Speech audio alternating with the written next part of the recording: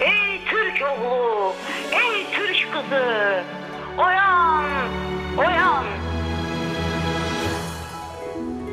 Geçmişe bak, kendine dön.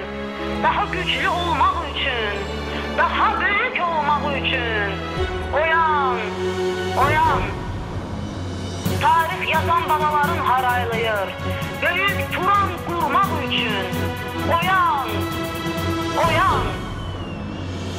Ey Turan'ım, biz seninle geleceğe gideceğiz.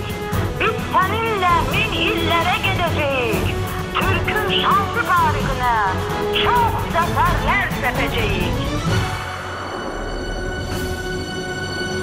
Ey Turan'ım, kalbi paramparça yurdum. Ey Turan'ım, herkes sana bir ad koydu.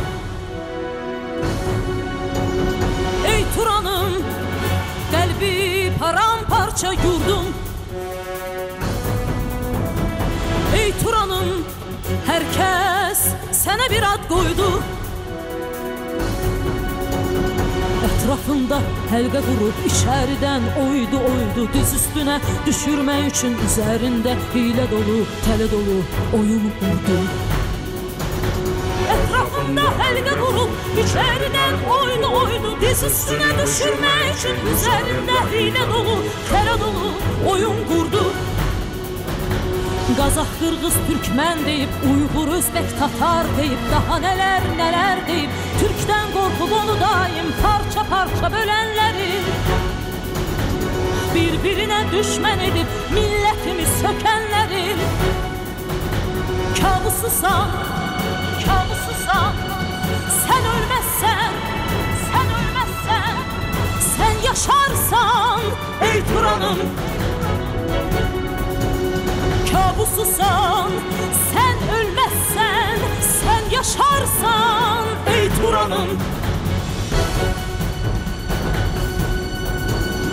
Ey Turan'ım, yıkılmadın kalplerde sen ey Turan'ım.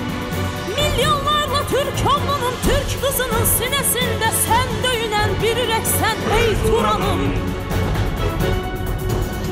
Ey Turan'ım, yıkılmadın kalplerde sen ey Turan'ım. Milyonlarla Türk oğlunun, Türk kızının sinesinde sen döyünen bir yüreksen ey Turan'ım.